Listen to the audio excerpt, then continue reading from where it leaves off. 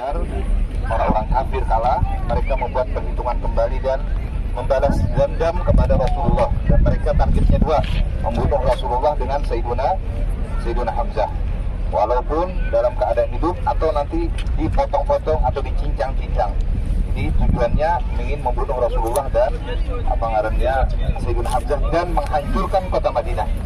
Maka dengan persiapan yang banyak, 3.000 lebih orang-orang kafir Quraisy bersama Rasulullah SAW, mereka membuat perhitungan. Dan alhamdulillah kita berada di tempat yang juga sangat mulia, karena di sini ada, kita lihat dari ujung sana sampai ke ujung sana ada namanya Gunung Uhud, Jabal Uhud, Gunung Jabal Uhud. Gunung Uhud ini artinya ahad, menyatu. Coba lihat, ada terputus-putus. Jaraknya, panjangnya sekitar 7 km. Dan Gunung Uhud ini adalah salah satu gunung yang ada di surga, yang diturunkan dan diletakkan di sini. Dan ini adalah pasak daripada pasak surga. Kemudian Rasulullah mengatakan, Jabalun yuhibbuna wa nuhibbuhu. Gunung yang mencintai setiap orang yang datang, dan kita juga dianjurkan mencintai gunung ini. Gunung ini kada bernyawa, kada beroh, tetapi akan kena dan pinandu dan akan menjemput dan akan memanggil nanti di hari kiamat setiap orang yang datang ke gunung ini. Dia Rasulullah mengatakan, wa nuhibbuhu, kita suruh dianjurkan mencintai gunung ini.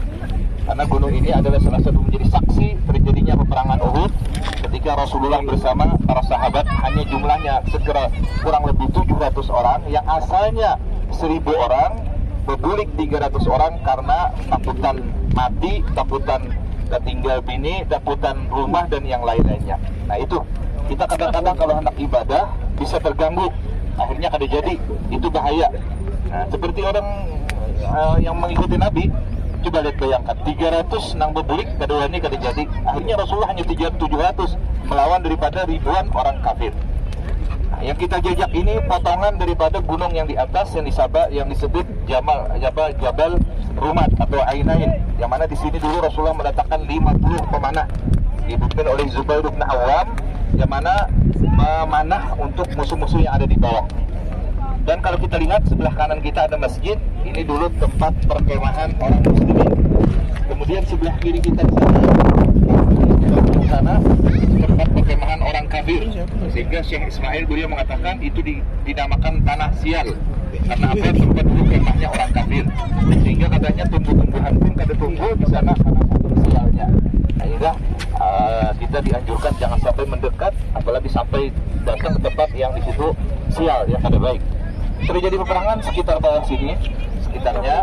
Kemudian Islam babakan pertama menang, babakan kedua itu ada terjadi sesuatu hal sehingga Rasulullah terjatuh ke dalam satu lubang, yang lubang itu ditabuk atau dibuat oleh orang munafik.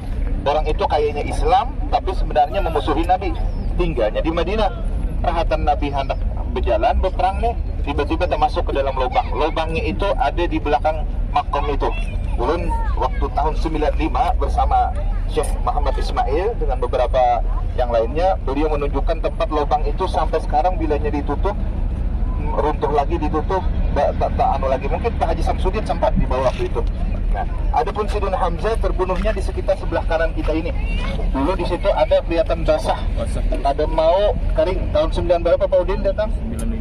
95 dengan Pak Udin itu masih ada basahnya itu dan berbau wangi. Di situ ada tetesnya darah Sayyidina Hamzah. Itu masih ada waktu itu. Sekarang sudah tidak ada lagi. Kemudian lagi ketika kita berada di sini, kita dianjurkan untuk menziarahi. Di sini ada 3, ada Sayyidina Hamzah, paman Rasulullah yang habis-habisan membantu Rasulullah, yang di dalam sini. Yang kedua adalah Abdullah bin Jahshin, sahabat Nabi. Yang ketiga Mus'ab bin Umair. Mus'ab bin Umair ini adalah seorang pemuda yang tampan, yang kaya, keturunan orang yang mulia di Mekah tinggalnya. Kemudian tiba-tiba masuk Islam. Limbahnya masuk Islam, disariki mamanya, abahnya, lalu diusir. Kemudian masuk Islam, ternyata Mus'ab bin Umair ini dicintai Nabi dan orangnya pintar, cerdas. Akhirnya diutus ke Madinah untuk berdakwah. Satu-satunya seorang pemuda yang masih muda diutus Nabi menjadi duta Islam pertama ke kota Madinah adalah Mus'ab bin Umair, karena bisa berinteraksi dengan masyarakat. Jadi walaupun muda, tapi kalau bisa interaksi dengan masyarakat itu diterima. Sehingga sampai di sini Mus'ab bin Umair banyak mengislamkan orang-orang yang ada di kota Madinah. Nah, sini tempat berperang di sini sehingga wafat dan meninggal di sini. Jadi ada beberapa sahabat yang wafat di sini, termasuk Sayyidina Hamzah. Sayyidina Hamzah itu saking bencinya orang Quraisy atau orang-orang kafir yang karena mereka balas dendam, itu dipotong-potong sampai 70 potong, dimutilasi. Sampai Rasulullah ketika melihat Sayyidina Hamzah, beliau jatuh pingsan dan menangis. Dan juga Rasulullah termasuk ke dalam lubang, yang lubang itu dibuat oleh seorang orang munafik. Dan Rasulullah ketika itu gigi beliau patah dan beliau termasuk ke dalam lubang. Nah, setelah itu Rasulullah dibantu oleh seorang sahabat yang bernama Talha. Talha ini nama angkat Rasulullah dari lubang. Lalu Rasulullah mengatakan wajabat Talha, ay wajabatil jannatu Talha. Sungguhnya Talha akan bersama aku di dalam surga karena menolong aku.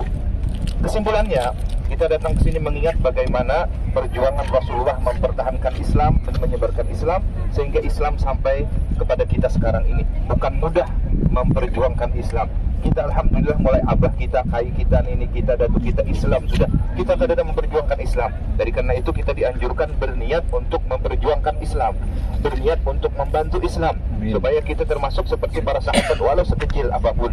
Seperti misalnya ada TK Al-Quran kita bantu, seperti pesantren kita bantu, seperti di situ ada pengajian kita bantu dakwahnya Nabi Muhammad sebagaimana para sahabat mereka rela dengan harta, dengan jiwa, dengan tenaga, dengan pemikiran untuk Rasulullah, untuk agama Allah. Mereka hidupnya syahid, mereka mulia hidupnya karena apa? Membantu agama Allah. Nah, itu juga kita ambil pelajaran. Dan pelajaran yang kedua, di sini dapat kita ambil bahwasanya orang yang mati syahid mereka tetap di sisi Allah Subhanahu wa taala. Dan mati syahid itu ada ngarannya mati syahid akhirat. Di antaranya orang yang mati dalam menuntut ilmu, orang yang mati tenggelam, orang yang mati di dalam di dalam melahirkan, itu semuanya mati syahid. Jadi kita berdoa kepada Allah Subhanahu wa taala, memohon, meminta semoga kita dikuatkan iman dan Islam dan dijadikan kita termasuk orang yang membantu membela agama Allah dan kita termasuk orang yang membantu perjuangan Islam Nabi Muhammad SAW. Dan mudah-mudahan sebagaimana Allah mendatangkan kita tempat di sini, mudah-mudahan Allah Subhanahu wa taala menggugurkan dosa-dosa kita dan kita termasuk orang yang diterima untuk menziarahi Rasulullah dan para sahabat. Mari kita semua mengucap salam. Bismillahirrahmanirrahim.